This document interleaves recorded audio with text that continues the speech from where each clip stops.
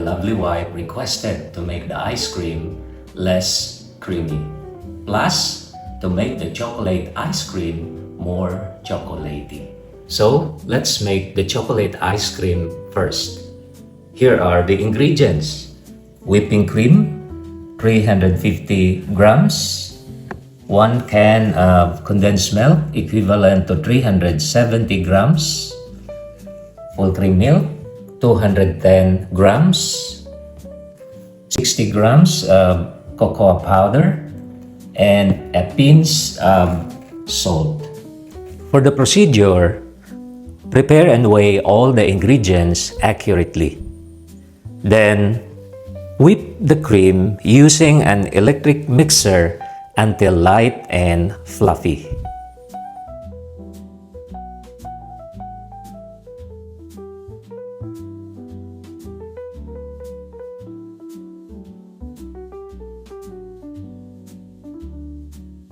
So we'll stop mixing now. It's already thick and fluffy.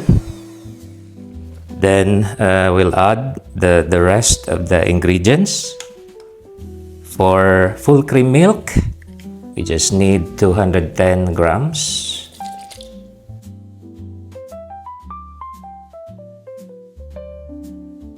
We'll add the condensed milk.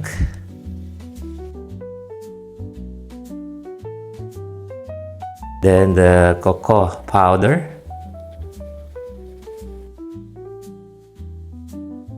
Lastly, the salt.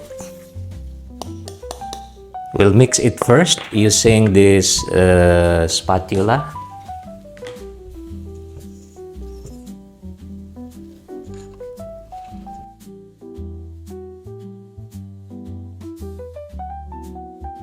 So especially our cocoa is already mixed.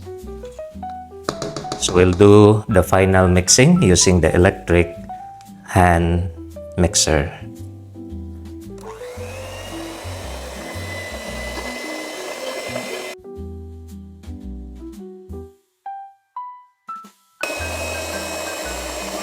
So we're ready to transfer it to a clean, airtight plastic container.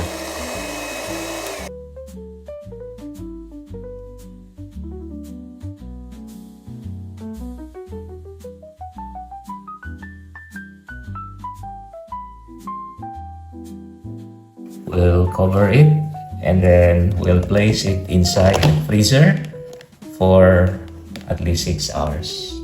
So here's our chocolate ice cream.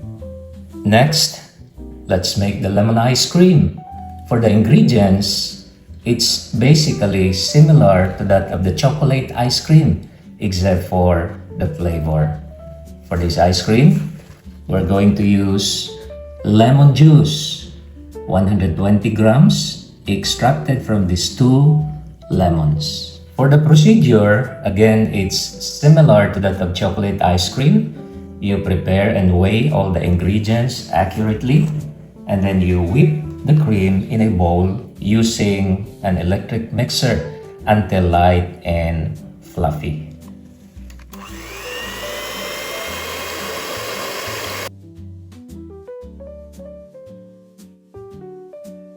Then we'll add the rest of the ingredients.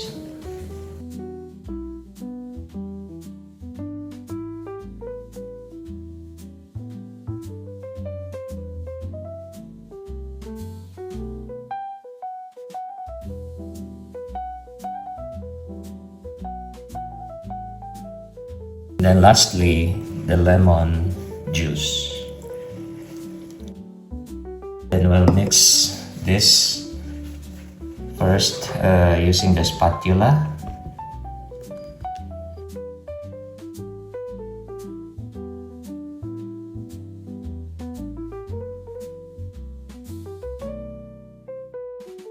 Okay, then we'll transfer it to a clean, airtight container.